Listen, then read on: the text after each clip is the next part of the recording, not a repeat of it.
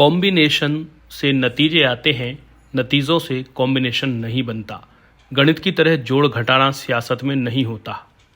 वरुण सखाजी श्रीवास्तव, राजनीतिक विश्लेषक।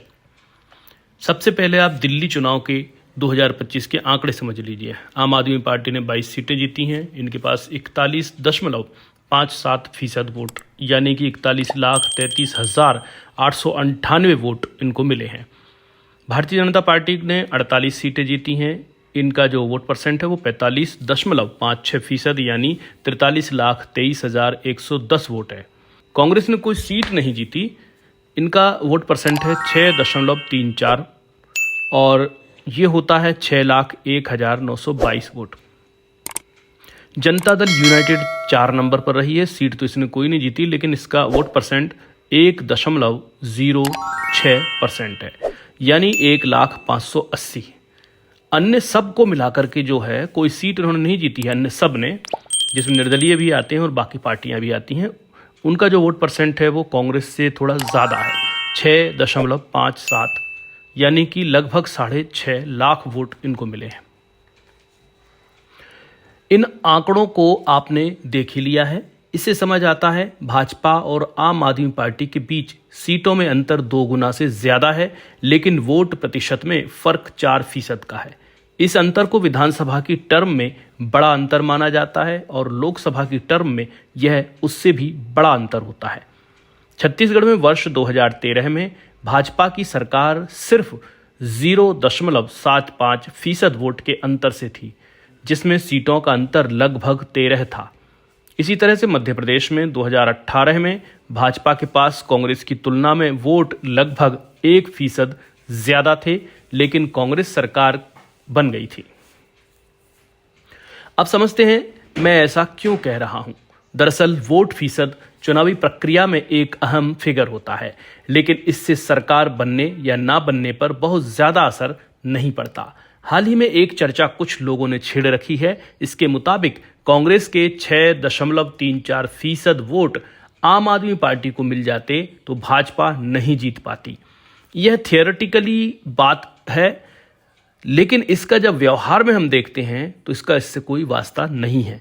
ये लोग फिगर्स को सिर्फ गणित की तरह जोड़ घटाकर बात कर रहे हैं, लेकिन जब व्यवहार में यह फिगर जनरेट होता है तो ये सारे गणित धरे रह जाते हैं, क्योंकि जो सामने आई संख्या होती है वह बने हुए कॉम्बिनेशन का नतीजा होती है। इसे काल्पनिक कॉम्बिनेशन का नतीजा नहीं मानना चाहिए, क्योंकि वह नतीजा उस कॉम्बिनेशन के बाद ही निकलेगा। एक और उदाहरण से समझिए। छत्तीसगढ़ में 2018 में भारतीय जनता पार्टी सिर्फ 15 सीट पर सिमट गई थी। वोट परसेंट के मामले में यह लगभग 33% पर आ गिरी। कांग्रेस 44% के साथ 67 सीटों पर जीती थी। ये चुनाव 2018 दिसंबर में हुए थे। सिर्फ 68 दिनों के अंदर इन विधानसभा सीटों का रिफ्लेक्शन लोकसभा 2019 में नहीं हुआ। 2019 में भाजपा ने 52% वोट और 9 सीटें जीती लोकसभा की। मतलब साफ है, विधानसभा का कॉम्बिनेशन कांग्रेस के फेवर का था, तो 2019 का कॉम्बिनेशन भारतीय जनता पार्टी के फेवर का था। इसको जरा ऐसे भी समझने की कोशिश कीजिए कि भाजपा ने जब 2018 में 15 सीटें जीती सिर्फ 33% वोट के साथ छत्तीसगढ़ में, तो 2019 में 68 दिनों बाद लोकसभा में 52% वोट के साथ लोकसभा की 11 में से 9 सीटें जीती। जब इन लोकसभा की 9 सीटों में जब देखा गया तो इनको विधानसभा से अगर कैलकुलेट किया जाए तो 66 विधानसभा में भाजपा जीती थी। और आसानी समझिए, किसी वस्तु का मूल्यांकन उस वस्तु के अंतिम स्वरूप पर निर्भर करता है। जैसे कि एक पड़ी लकड़ी का मूल्य लकड़ी के बराबर ही होगा, लेकिन जब उससे चमकता हुआ कोई फर्नीचर बन जाएगा तो उसका मूल्य अलग होगा। इससे यह नहीं कह सकते कि जो पड़ी हुई लकड़ी थी उसका मूल्य भी उतना ही होना चाहिए जितना फर्नीचर का, क्योंकि मूलतः फर्नीचर में वही लकड़ी काम आई। इसलिए प्रोसेस्ड के बाद जो नतीजा आता है, जो वैल्यू होती है, वो अलग होती है। अब फिर से दिल्ली पर आते हैं।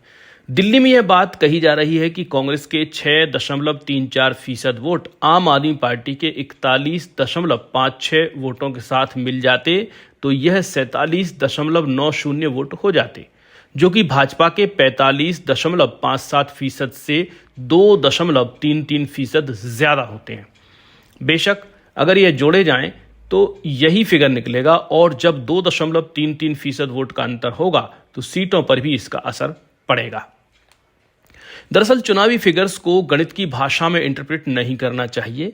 एक वोटर के मेंटल को समझने की आवश्यकता होती है।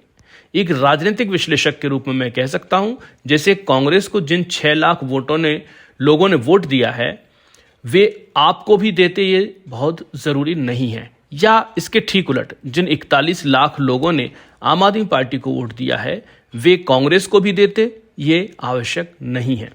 एक वोटर किसी पार्टी प्रत्याशी के प्रति सिर्फ एक चुनाव चिन्ह, चेहरा देखकर इंक्लाइन नहीं होता, वह समेकित मूल्यांकन करता है।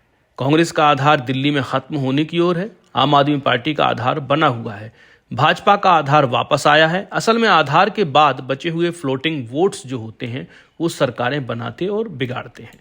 अगर कोई पार्टी अपना आधार बनाए रखती है तो वह सरकार में आए या ना आए, लेकिन विकल्प बनी रहती है। कांग्रेस दिल्ली में विकल्प भी नहीं है। अब यहां 2 ही विकल्प हैं, एक भारतीय जनता पार्टी और दूसरा आम आदमी पार्टी। यानी कुल पड़े वोट में से 86 लाख वोटर्स इन दोनों दलों के पास हैं। कांग्रेस के पास आए 6 लाख वोट आम आदमी पार्टी के पास आते, ये जरूरी नहीं। एक वोटर जब किसी दल को नहीं चुनना चाहता तो वह हर किसी को चुनेगा, ऐसा नहीं होता।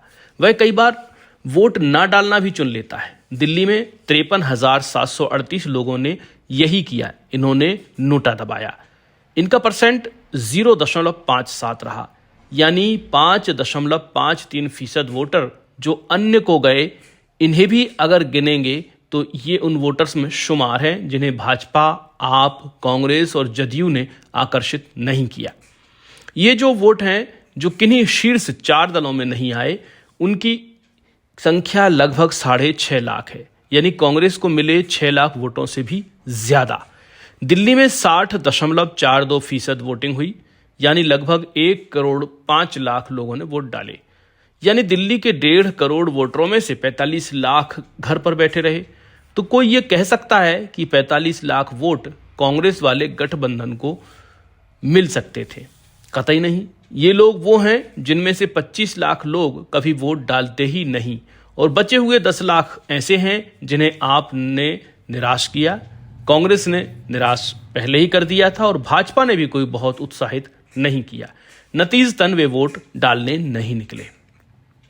फिर दोहरा रहा हूं, कॉम्बिनेशन का नतीजा होते हैं अंतिम रिजल्ट का नतीजा कॉम्बिनेशन नहीं होता। यानी सरल भाषा में कहें तो कॉम्बिनेशन से रिजल्ट तो बनते हैं, लेकिन रिजल्ट के हिसाब से कॉम्बिनेशन नहीं बन पाते। कांग्रेस के नेतृत्व में अनौपचारिक रूप से चर्चा में आई यूपीए के परिवर्धित गठबंधन के वोट नतीजों से नहीं गिने जा सकते, क्योंकि वोटर फिर अलग ढंग से तय करता। मेरे हिसाब से यह व्यर्थ का जंगल के बीच में रोने जैसा है, जो कि ठीक नहीं। SAKHAJEE.blogspot.com पर आप इसे विस्तार से पढ़ सकते हैं। शुक्रिया।